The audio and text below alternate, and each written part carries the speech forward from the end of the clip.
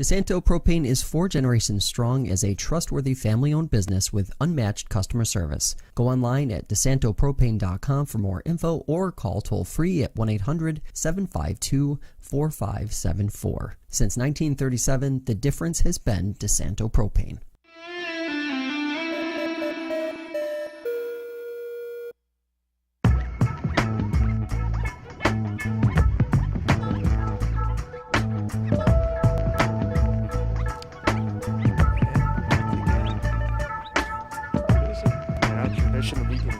What's up, everybody? Welcome into Fresh Takes with Russo and Felice. I am Paul Russo, joined as always with my man Nick Felice. Football front end show today, and then a little baseball. Yeah, Nick, how you doing? Christmas tree's gone. I see it behind you. It's been gone now.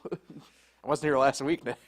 Really? Well, that's good because it is the middle of January now. Yeah, I just had the holiday yesterday, Martin Luther King Jr. Day. Always look forward to that, afternoon sporting events. We got 2 football games yesterday. That was not expected, but it happened. Busy day in Buffalo. Sabres and Bills both win. Good day for most. Good day for me, though. And you, I guess we could say. NFC East is gone. Yeah, that was quite the thing. We'll get into that. It's probably our first really, I guess, talking point is going to be that. So, yeah, let's get into it.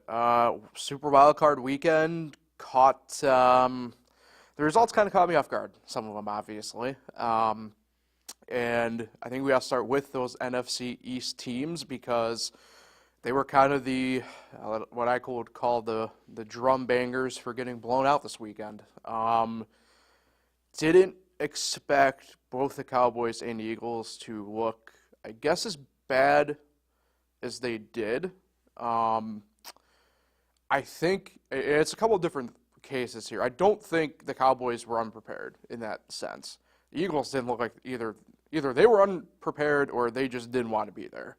I can't tell which one, but nonetheless, caught me off guard. I'll say this. I mean, I did say in my picks last week, I did pick Tampa Bay, but I wasn't anticipating them just throttling them the whole time, more or less. I mean, it was quite the sight to behold last night in that sense.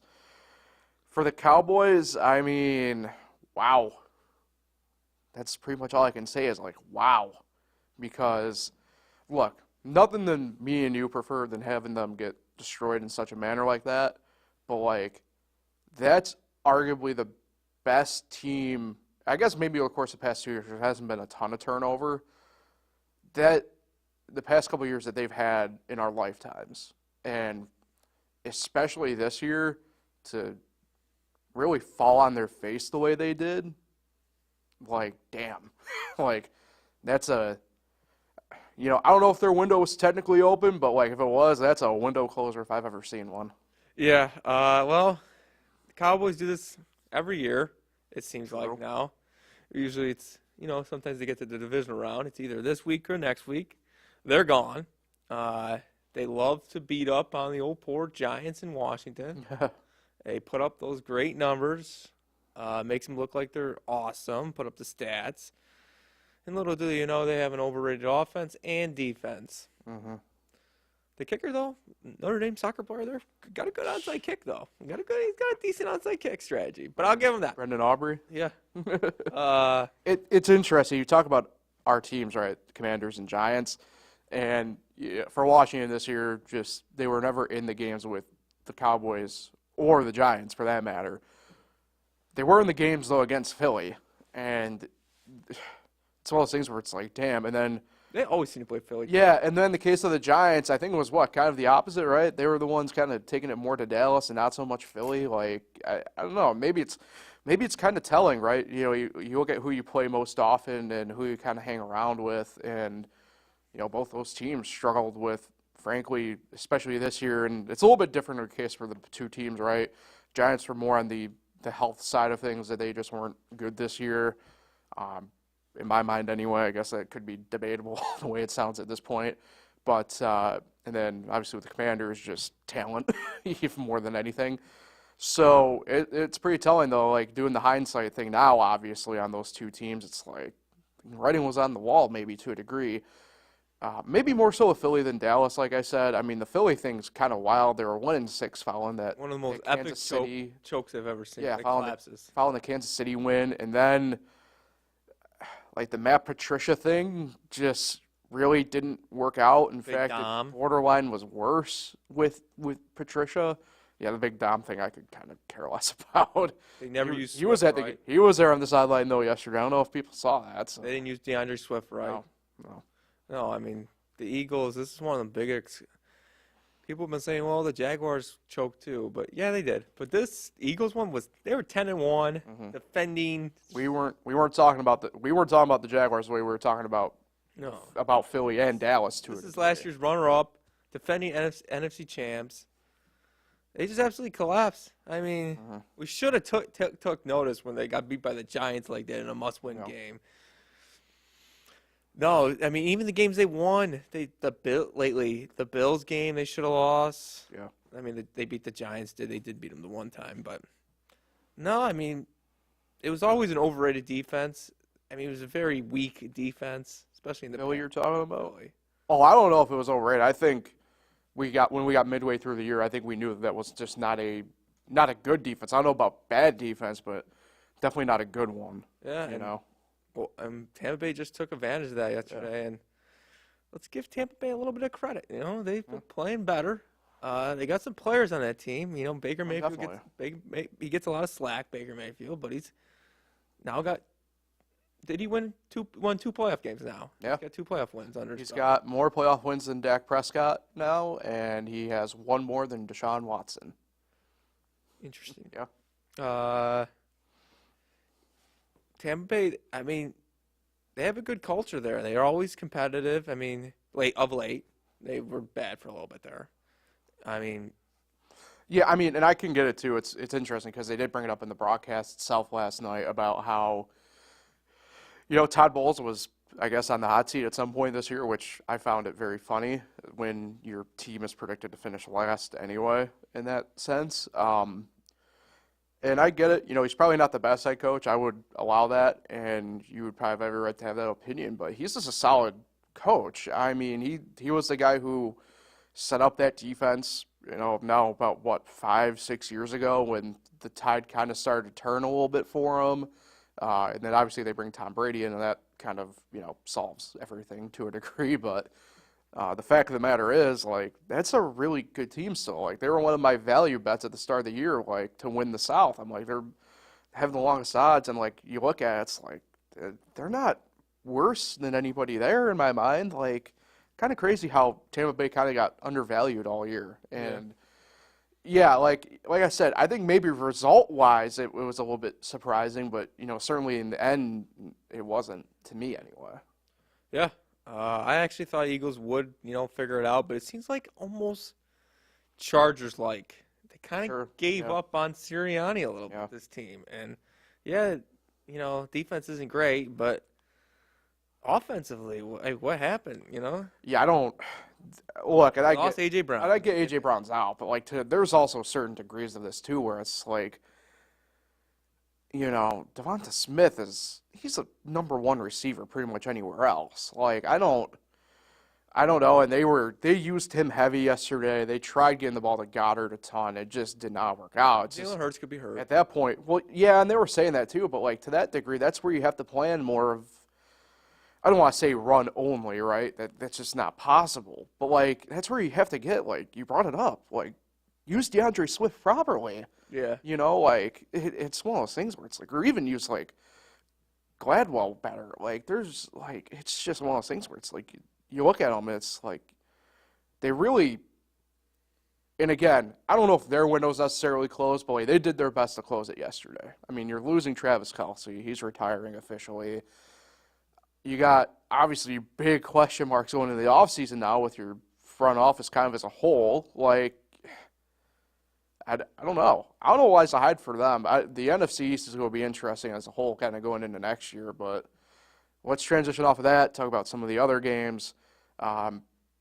Miami and Kansas City, there wasn't a ton exactly to write home about there. Miami just a sad part, Russo. They got outplayed, and it's just like one of those things where it's like, I think for them more than anything, it's like you have to just go into year 3, learn from this experience and move on. The tough part for them is going to be the stigma around the team now, 1, and 2, with a slightly tougher schedule next year. What is that next step? Because it's very apparent for the most part, barring whatever, Buffalo will be there. I would imagine, even though it pains me to say it, you have a healthy Aaron Rodgers. I'd imagine the Jets are going to be a hair tougher than they already were this past season. And the Patriots, they're going to be 4th. How distant of a 4th, I don't know, because that defense is really good. The offense is really bad, So that will be interesting to kind of see. Kansas City, on the other hand, they didn't look like Kansas City of yesteryear, but they at least looked promising enough to go into this weekend with a reasonable shot at winning, Taylor Swift factor as well. Sure. One thing I'm going to remember about this game is why the hell is it on Peacock? Ridiculous. As much as, I'm a 28-year-old kid, I know how to work a streaming service. Sure. But I'm looking out for the other people who have. I suppose, but you know how many people tuned in And then you have to pay. You also have for to the pay. game? 23 million. That's still a pretty good number. Yeah. It's just a lot of people bought it, and there's some good shows on there. But anyway. Superstore? Yeah, Superstore. The Dolphins were facing a lot of injuries, and now we haven't mentioned yet, the Lions winning their first playoff game since 91. We're getting there. Don't worry. But now the Dolphins have the longest playoff losing streak in professional football.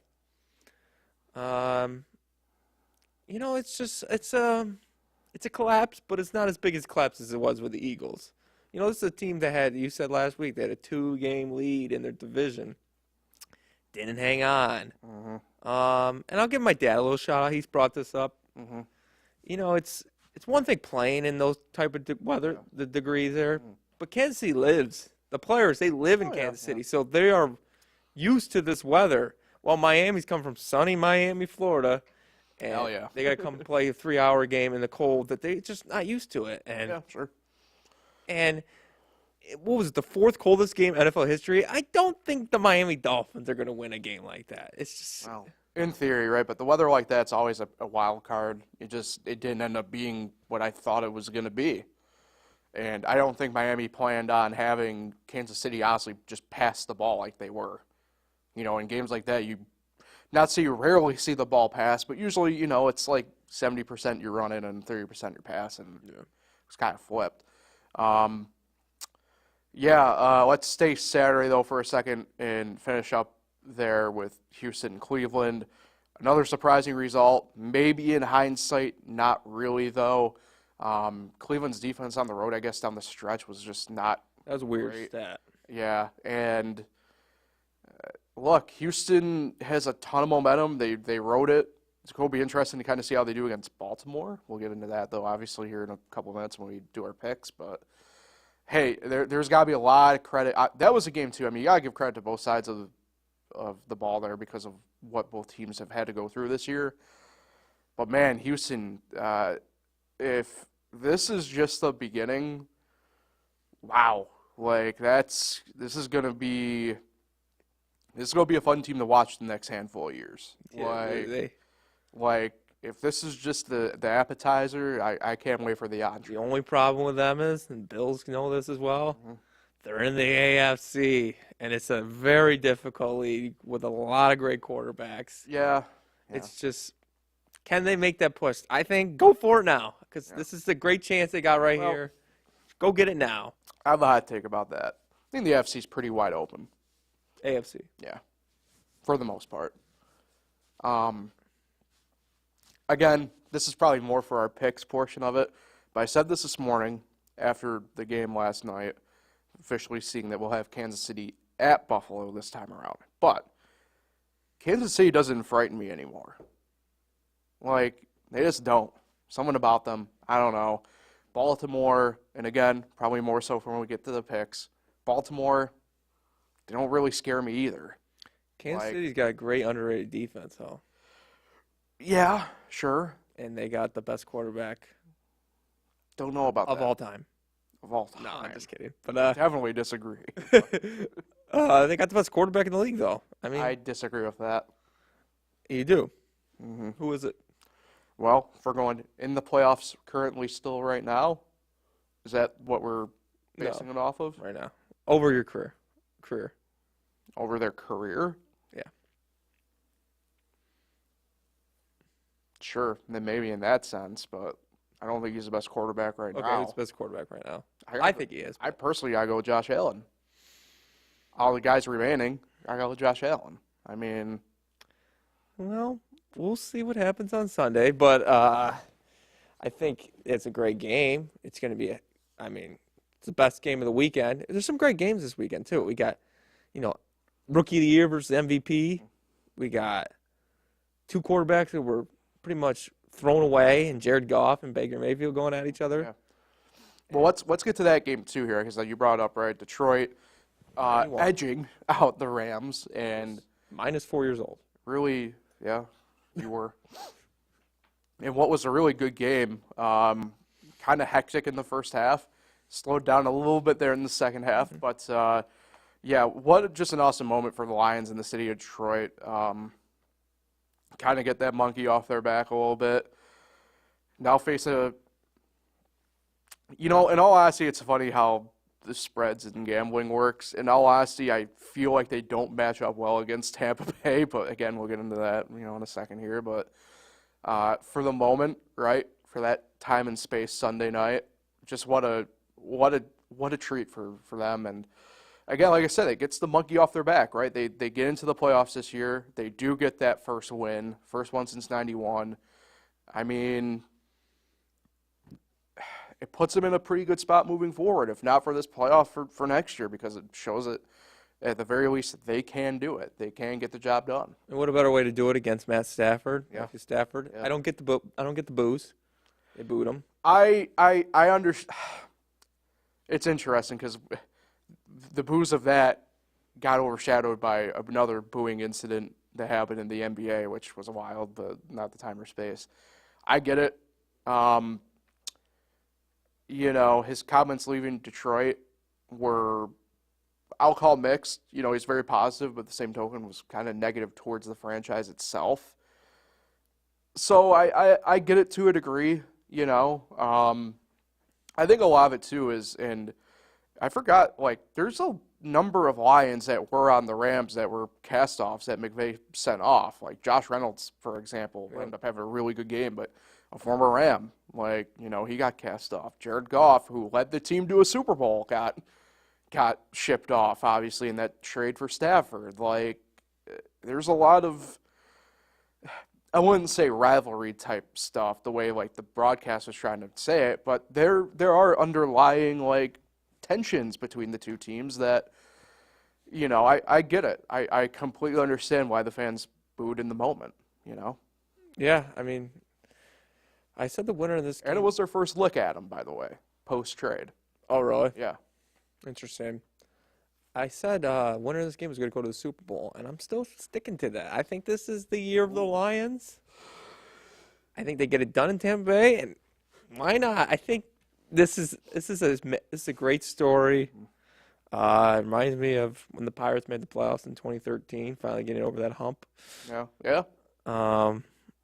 It's not like they haven't been in the playoffs that long, but it's just winning that playoff game and, feeling like, I'll say it. Let's pick on someone else. Let's get the Cowboys off of Thanksgiving. I'm so sick and tired of them telling the Lions got to get off of Thanksgiving. We got to get the Cowboys off of Thanksgiving. Yeah. I'm sick and tired of them. I agree. Yeah, so I'm with you there. And then I guess the last game we have to touch on is Bills and Steelers, delayed by a day because of weather. Yeah, I don't have a ton from this game. The Bills kept them at arm's length the whole time. The right team won.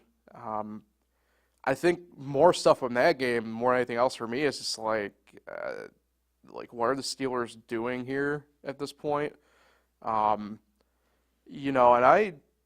I've said this now a couple times. I'll say it here. I'm beginning to think. Well, I've thought for a little bit, but I think it's time we have the discussion about whether or not Mike Tomlin is actually that good of a coach.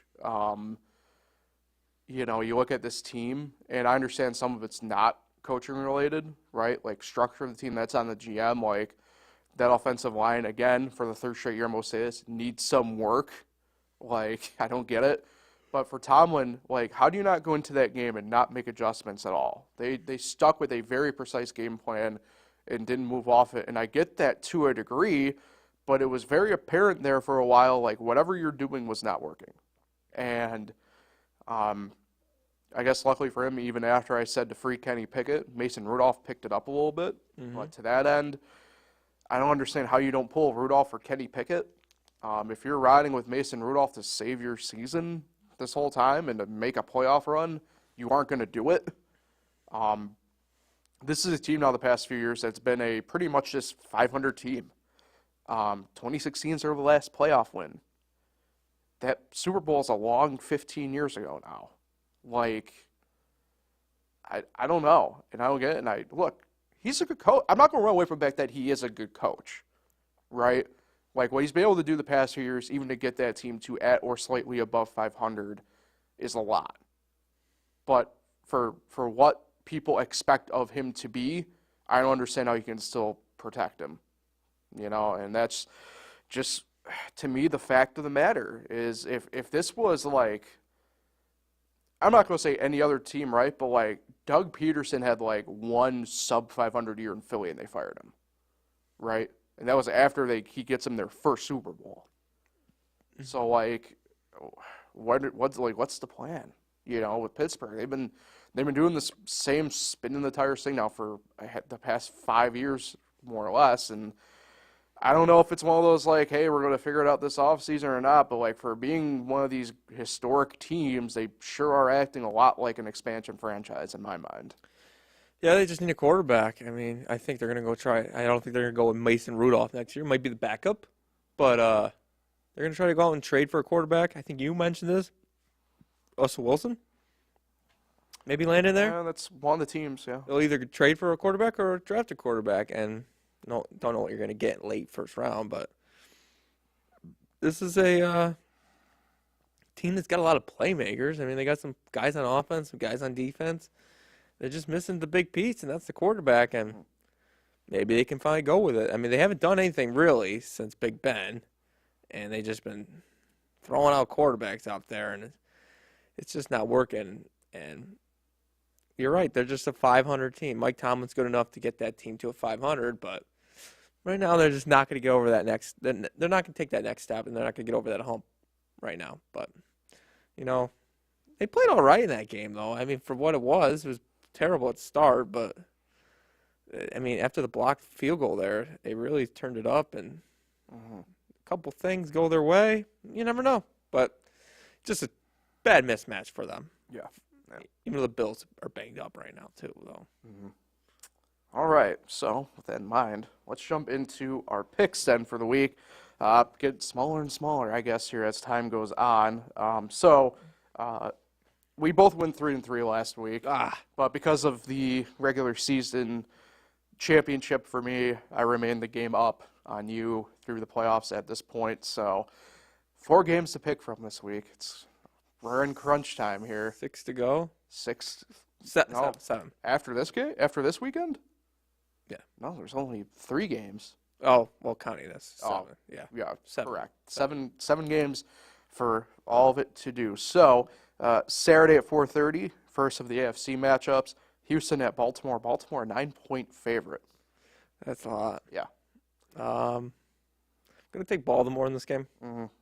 I would not be surprised. I mean, I'm rooting for a Houston-Detroit Super Bowl. Mm-hmm. That'd be nice to see 2 teams that have never been there get to the Super Bowl, can just enjoy that game. And I mean, Lamar Jackson has never been to the conference championship game, am I correct? That's true. So there's a lot on the line for him as well. Mm-hmm. Yeah, if this is interesting. I kind of feel like if it was Houston somehow at home, my guts would tell me to take Houston in all honesty. This is a week 1 matchup, I'm sure. That being said, I just think the veteran presence of Baltimore is just a bit too much in this spot. It's one of those I do like Baltimore to win. I don't like them to cover. You're the Harbaugh. Yeah, I don't know about that being fully the case. I think a lot of it depends who we'll see, come out of that Kansas City Buffalo game. But, we won't know that officially until we reconvene next Wednesday for that. So, but for this time being, I'm with you. Imagine Baltimore. Buffalo hosting the AFC Championship game next week. Oh, it'd be crazy. It would be nuts.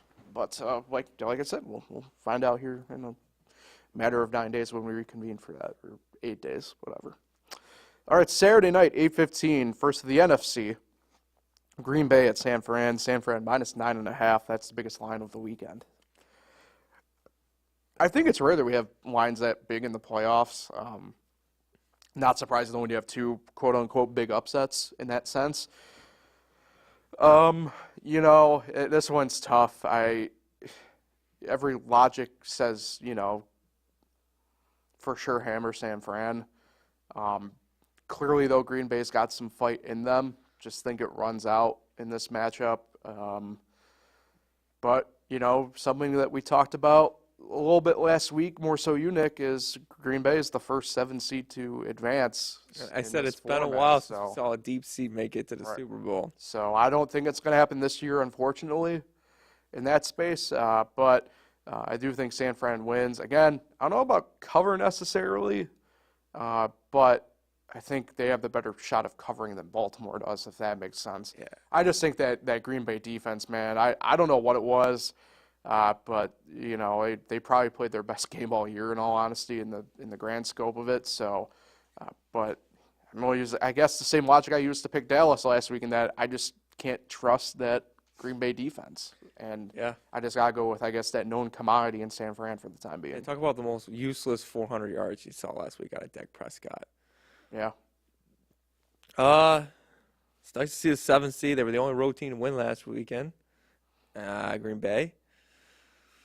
Matt LaFleur, Jordan Love, peaceful year without Mr. Aaron Rodgers there this year. And I think they've really enjoyed it.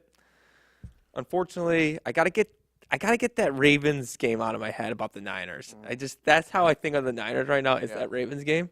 But they're still the most dominant team in this conference, and they're gonna win. Okay.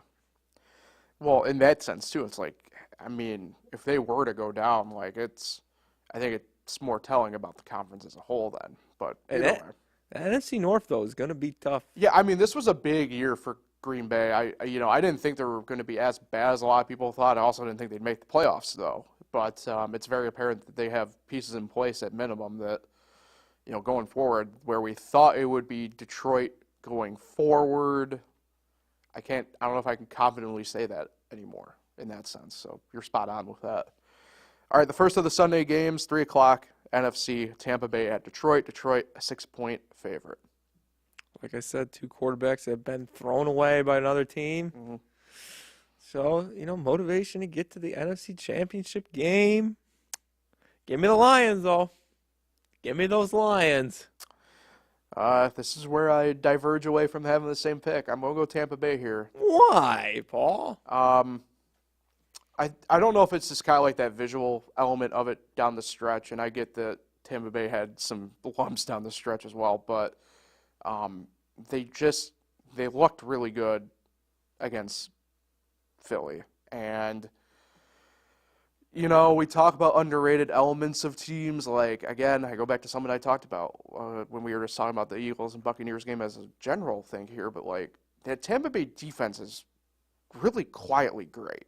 Now, maybe not great, but they were doing things against the Eagles that somehow the Eagles didn't see all year. And I don't know if Tampa Bay sandbagged it because they saw them early in the season. I don't know if they sandbagged it for later on, thinking that they might see them or something. I don't know, but Tampa Bay was the only team to really stop the tush push all year, for example. And I know it's a one-time deal, but they were the only ones to get that leverage by going down. And they were sending a lot of pressure, and I think that continues on. I'm going to go Tampa Bay here. You're not believing in Detroit. I believe in them. I just don't like the matchup. I really don't like the matchup, unfortunately, for them. I think for them, it's going to be a case of whose defense can actually stop who at certain points, because Detroit's defense is also pretty good. It's one of those things, though, where I just view it as, who's shown the most change and differential, and I kind of lean Tampa Bay there. Kind of lean Tampa. So the last of the games, Sunday at 6:30, AFC, Kansas City at Buffalo. Buffalo, a 2.5-point favorite. The first time in the Mahomes versus Allen era, this playoff version is in Buffalo. Taylor Swift comes to Western New York. It's Haley Steinfeld versus Taylor Swift. For those of you in that scene. Can you confirm that Haley will be there? I don't know if she'll be there. As much as I love Haley, as much as people are saying this is a rivalry, because it's not a rivalry. It cannot be one-sided for it to be a rivalry. I don't count regular season games. Do it in the playoffs. All about the playoffs. Just ask a Cowboys fan how many care about regular season wins. It's about the playoffs. And last time I checked, the Chiefs win every time. And they're going to do it again.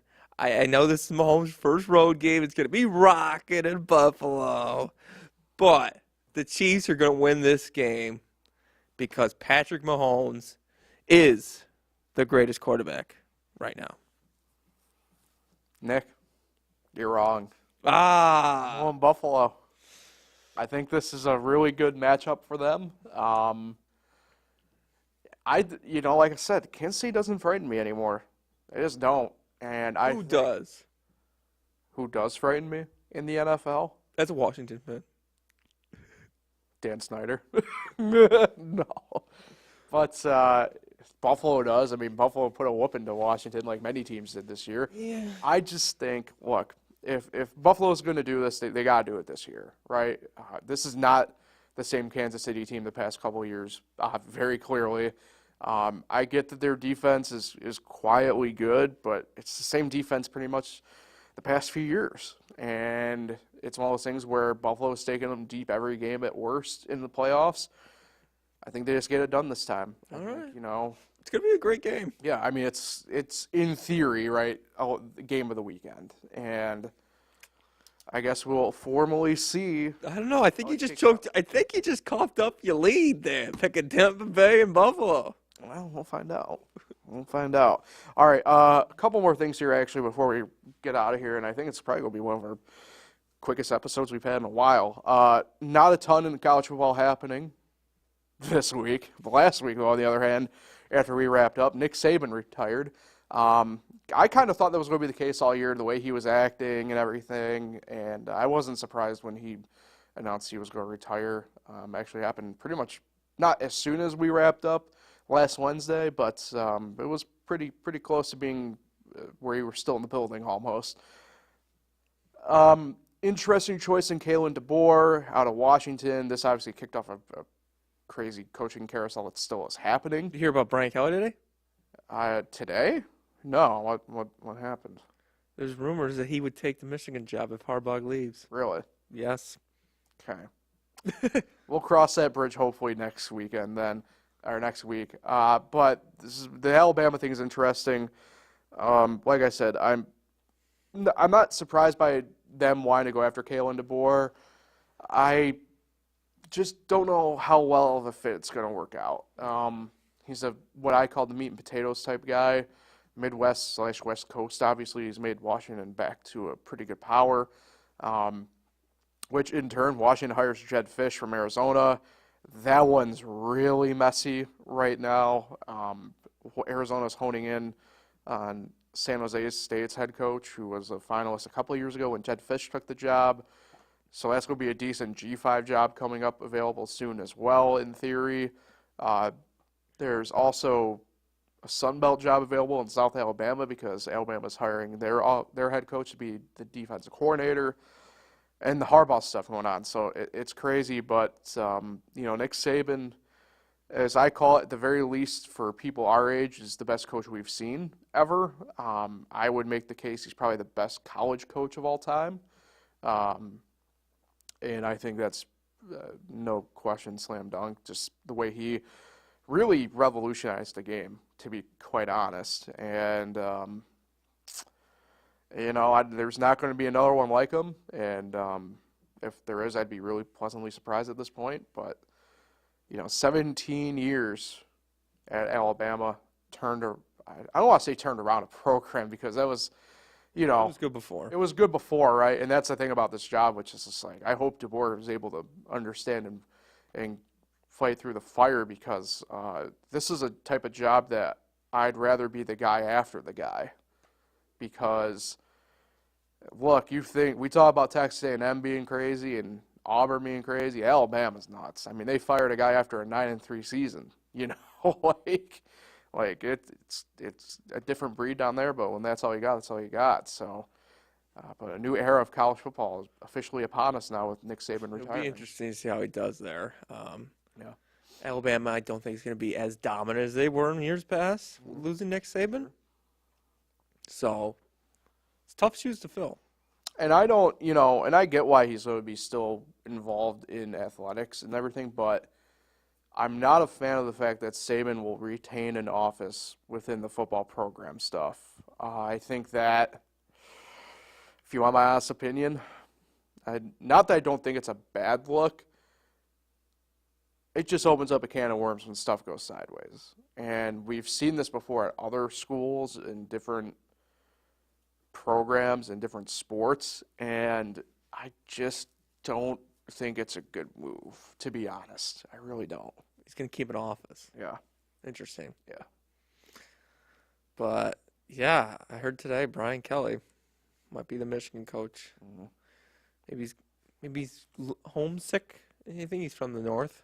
Yeah, I mean, he's a Midwest guy. I mean, that's why I think when he took the LSU job now 2 years ago, it was really surprising, right? And at the moment, I still consider it a success at LSU. This year was not what they had hoped, but that was just a really weirdly constructed team.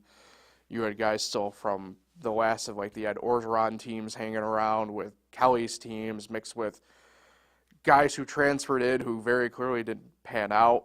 And it's just one of those things where it's like, I don't think it was a good fit there necessarily. I thought after the first year, I was like, okay, eat my words a little bit. But I wouldn't say I'm surprised that he might be looking.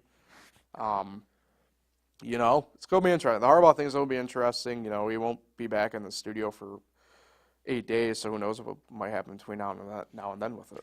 Yeah, I mean, he's pretty much like a free agent, domino. Once that domino falls, if it doesn't fall, then things will start moving. Because there's a lot of NFL vacancies right now. Yeah. And I know they take their time with deciding who's going to be hired. I mean, Antonio Pierce sounds like he's definitely going to be the Raiders coach, so.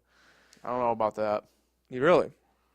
Tennessee's going to make a big push for him, the way it sounds. Your Belichick got an interview with the Falcons. Yeah, apparently there's big mutual interest there. There's a lot of stuff in that sense, but even if the Falcons have the lead, are the favorites to land Belichick. Oh, jeez. Even if they're the favorites to land Belichick, they'll probably blow it. Okay.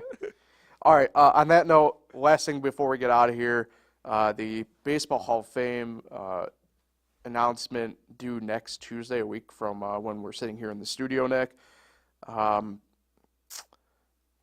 This is an interesting ballot. There's pretty much only one slam dunk, and that's Adrian Beltre for third base. As usual, I did a ballot that doesn't count. Let me hear it. I'll throw it up here on the screen. You got it. This is the first time in a number of years I actually don't have a full 10. I only have 9 up on. I can see right here. Up on the board. So Beltre obviously. Yeah, it's the first time in a number of years I don't have a full 10. I'm not going to sit here and do the usual thing I always do with the Hall of Fame stuff for baseball. Adrian Beltre, slam dunk. I've been on the Todd Helm thing for a number of years. Andrew Jones, maybe the second best center fielder of all time behind Willie Mays, and a really good offensive player. I think he's over 450 career home runs. I mean, just really stuff there. I feel like this is where stuff kind of gets controversial a little bit amongst people. I do have Joe Mauer in. Catchers always have a really weird space in there, but if Ted Simmons is in there, Joe Mauer should be in there without question.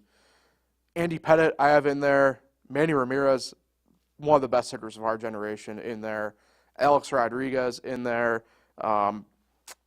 I'll skip Gary Sheffield and come back to him. Billy Wagner I have in there, which is, I know people are probably going like, why do you have Billy Wagner but not Francisco Rodriguez, for example? Yeah, Wagner, very prolonged career, better career in my mind than K-Rod. He had that one really. Yeah, better than K-Rod. Again, another one case of, and I get it, different. This one is a different time span for how the positions evolved, but he's pretty much only behind Mariano Rivera and Trevor Hoffman in every closing statistic. So he would make the next logical case for closer up there. Sheffield, the only guy on the ballot with a guaranteed last time on the ballot this year. This is his 10th year. I don't know why he's not in. I know some of it has to do with he's on these steroid watch lists, as I call them. You're a steroid, you don't care. Yeah, I mean, a lot of it for me, especially at this point, is there's a lot of guys in there who we know took steroids, or at the very least were on the same list that guys like Sheffield and A-Rod are on. And Sheffield in particular, I get it. I know A-Rod's kind of made peace with the fact he probably won't be in. But Sheffield's the one that I don't get. Tremendous hitter. He would be, I believe, one of only like 3 guys at 500 or more career home runs not in the Hall of Fame if he doesn't get in. And again, I think maybe because he just slightly was less charismatic than David Ortiz, he's not in. I mean, Ortiz, here's the thing that bothers me when you look at ballots like this, right? A-Rod and Manny did test positive, right? Pettit never tested positive. Sheffield never tested positive. Yep. Okay? Ortiz tested positive before the suspension started, but he's in no problem, right? And I get it. It's all a pretty much given fact about the other guys. But, like, Barry Bonds never technically tested positive. Like, it's one of those things where it's like, what are we doing? Because, again, you have a bunch of old guys who got upset that they didn't give a guy one interview one time. But it's interesting because you look at this ballot, too. There's a lot of interesting cases for a couple of different guys on there. Carlos Beltran's one that I know sticks out where it's like, I never got the vibe that he was a Hall of Famer. Yeah. So the 9 guys I'm all right with. There's 5 guys I don't have any stats in front of me. Mm-hmm. So just 5 guys I see you didn't highlight that I think could be a Hall of Famer. I don't know their stats right off the top of my head. But Bobby Abreu, yeah, Carlos Beltran, Torrey Hunter, yeah, Chase Utley, right, David Wright. Yeah. So I want to start with Chase Utley. If Chase Utley is in the Hall of Fame, boy, there's a lot of people in front of him that should be well before him. And unfortunately, same with David Wright. He's just a case of if he had an actual career, probably a different story. And it's one of those deals. Shout out Bartolo Colon and Jose Batista. Yeah, Bartolo, Mark Burley are interesting ones. Burley, I think, has a slightly better case than Bartolo, but just doesn't quite get there. What about Torrey Hunter? Yeah, Torrey I would put in above Beltran, but I don't think I could do Torrey before Andrew Jones, for sure. Beltran, though. Yeah, Beltran's a weird one. I don't know if it's just something about him I never got Hall of Fame vibe from. I don't know. Those trash cans. Yeah, no. And then the last one, Bobby Abreu's been on there a while. Yeah, but he's not. I think this is like second to last maybe or third to last. I don't know. Either way. He didn't retire officially right away either, so. A-Rod should be on there, though. I mean, it's just another case of, like, yeah, he should be in there, but his own actions won't allow him to be. If they didn't let Bonds in, Schilling in, they're not going to let. No. Or not Schilling. Well, Schilling, but Clemens. Yeah. If they didn't let them in, A-Rod's not getting in. And neither is Manny Ramirez. No. Yeah, so it'll be interesting. There's a couple names. I'm going to put the ballot back up here that I don't know how many of these new guys are going to transfer over to next year, if really many at all. It's tough because you have a lot of really good players on this list that, for me, I don't have highlighted, but they're just kind of Hall of very good. Like Adrian Gonzalez had a couple really good years, but never Hall of Fame really territory. James Shields lasted long enough to be on the list, and I can't imagine he stays on. And now, remind me, this is 10 years in the league, certain amount of numbers to be Yes. on the list? Yep, 10 years.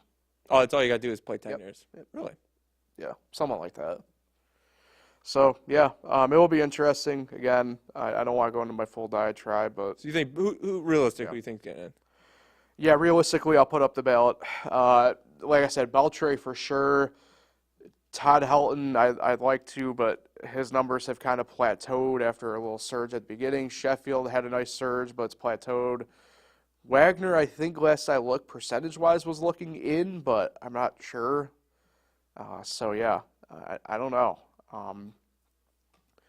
Just this is where I'd much rather would prefer. Again, I didn't want to do this, but I guess I'll do it here. When you look at that ballot, this is, again, a case of where I'd much rather prefer having a much bigger voting pool and a much bigger pool of votes allowed to be in. I don't like how they cap it at 10. I'd rather it be like the Basketball Hall of Fame where we have more discussion of if that person's actually a Hall of Famer than we leave guys out, like baseball has. I say this for every years. year.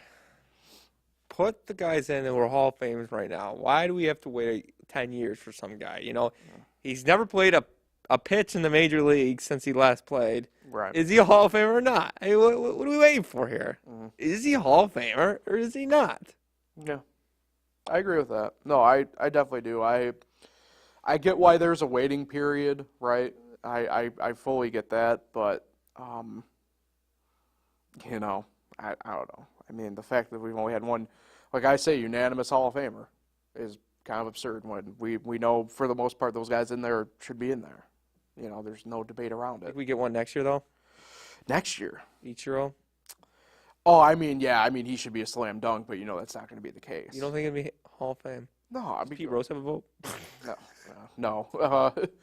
No, I mean it's not. It's all those things where I say, like, why would he be? He should be, but it's It would just be not going to close. happen because It would be voters close. are stupid. Like, there's going to be a case of, well, I guarantee with him, unfortunately, there's going to be a case of a reporter who has always like, well, he didn't give me an interview in English, like something stupid like that, because these old writers are stupidly have grudges. Like, pisses me off. Okay, I'm getting off my horse. We need to get out of here. So we'll be back to Wednesday formally next week, as far as we know, barring anything chaotic happening. Maybe you watched this episode on Wednesday and just didn't change your schedule. Well, that's true. That's true. I mean, we appreciate our loyalty to the Wednesday exclusive people. So in that situation, Nick, who are you shouting out today? I think we got some history today. History. This might be the first ever back-to-back shout-outs. I was going to shout out my Aunt Molly. I shouted out my Aunt Molly last week because it was her birthday on Wednesday. It's still on Wednesday. It's still tomorrow. And so shout out Aunt Molly's birthday tomorrow. Shout out Charlie Barbie's birthday on Thursday. And shout out my Aunt Nancy's birthday on Friday. So many birthdays. Yeah. Triple shout out. Back-to-back shout out. Yeah. Shout out.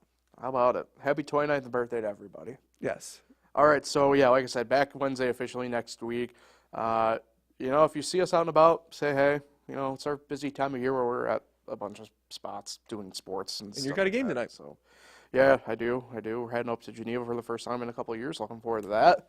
Probably going to be a busy week next week. I'm hoping it's a busy week next week. Fingers crossed. I have some hopes on the schedule coming up. Hopefully no power outages, no windstorms. Yeah, that was crazy. I'm going to do it here. I did say it yesterday on Upstate Hoops, but I just want to say a quick kudos to the Wayne administration and staff up there for really handling a tough situation, but also to Newark staff that were there, both on the basketball team and otherwise. They did a great job as well, but also to really honestly the fans. Not I said yesterday, I'm going to do it again here, not to sound really like dumb and watered down, but the stuff we were taught in the second grade to, you know, stay calm, you know, don't panic.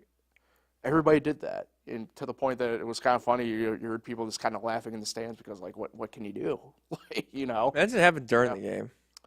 Yeah, we got pretty lucky there actually that the JV game went a hair long, because if it didn't, we might have actually had been in the third quarter when that happened. So. Instead, it happened kind of about halfway through halftime. At least now they can start it right off, start of third quarter. Kind of crazy to think about, yeah. Yeah. So, all right, enough of that. We'll head out. Appreciate everybody for tuning in. Like, share, subscribe, all the fun stuff. We'll catch everybody next week.